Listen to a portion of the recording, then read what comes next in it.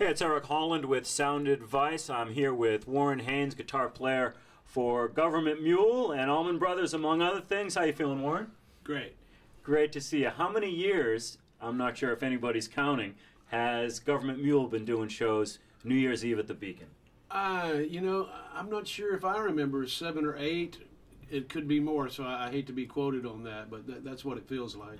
It's a great tradition. Are these shows special set list wise, vibe wise, any wise? All the way around. The vibe's always unique at the Beacon anyway, but on Halloween and on New Year's Eve, those are the two times of the year that we give ourselves the excuse to play a thematic show.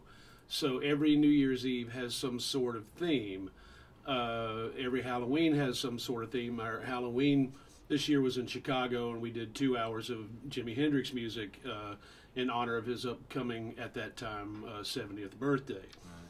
For New Year's this year, we're going to do what we call the Three Kings, which will be a tribute to Freddie King, B.B. King, and Albert King. So it'll be the most traditional blues and rhythm and blues kind of set that Gov't Mule has ever played, but it'll be totally to honor our heroes.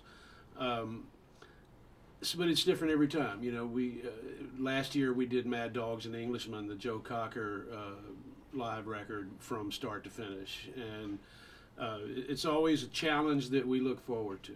I always talk about with Freddie and with BB and of course Albert as well, but Freddie King's voice would be one of my favorite voices if he didn't play guitar, and he was such a huge influence on guitar, as was Albert and as was BB. They influenced everybody. So if you listen to Eric Clapton or Jimi Hendrix or any rock giant, you are listening to those guys because that's where a lot of it came from.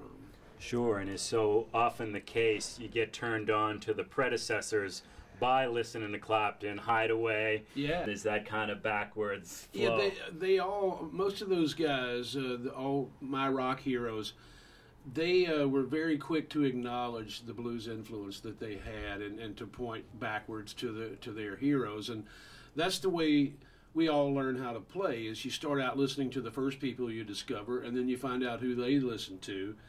So then you discover those people, and then you find out who they listen to, and it's like a trip backwards. It's like a family tree.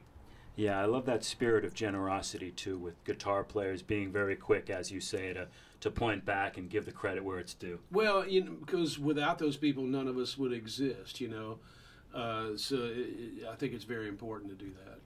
One individual I've been curious about your feelings towards is Duane Allman, a guy who you've had a chance to interpret his work for years as a member of the Allman Brothers Band. Growing up, was Duane an important player for you, or did you really get into the Duane catalog as a working musician more? I was a huge Allman Brothers fan. My oldest brother had the first record in 1969 when it came out, and I was 9 years old.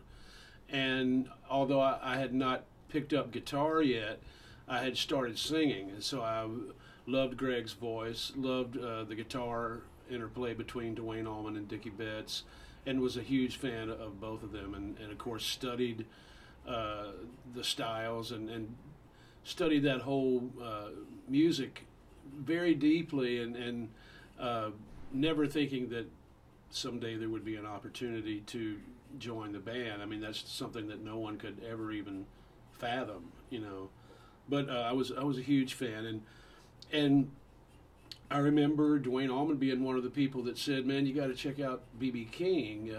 It's where a lot of it started, And he did that B.B. King medley on his anthology record that turned a lot of people on to B.B.'s music that might not have heard it before.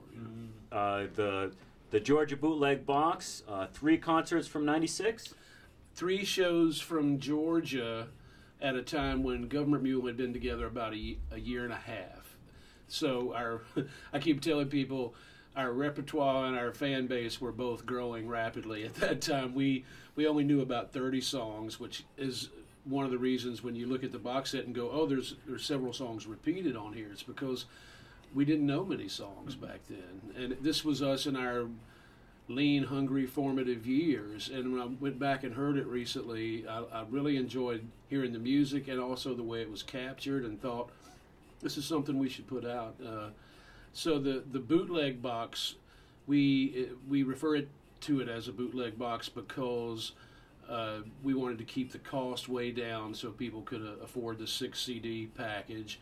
We intentionally kept the original mixes because we thought there was a visceral nature about the original mixes, so we didn't go back and rethink it and remix it and polish it up. We just kind of left it how it was, and I think the hardcore fans will really love that, and new fans will love it hopefully as well.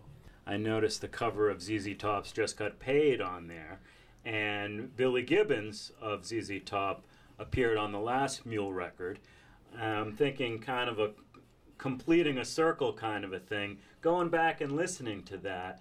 Do you see some of those circles closing, and it begs the question, what's left undone, and what challenges are you looking forward to?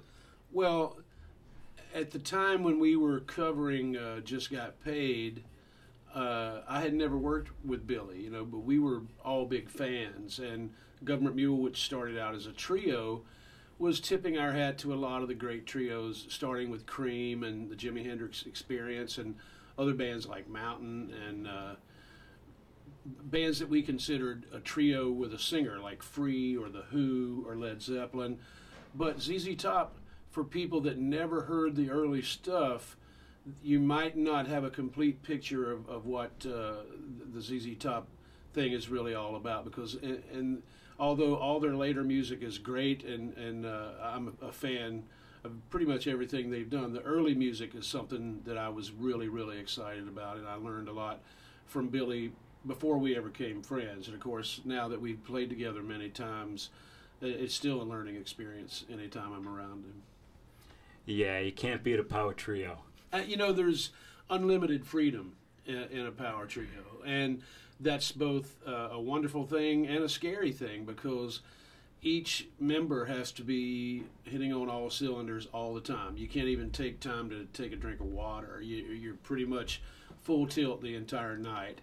The larger the ensemble, the more chances you have to kind of relax here and there, but in a trio, everybody has their hands full. Warren Haynes, thanks so much for taking some time, and we'll look forward to seeing you back in New York City really soon. Always a pleasure.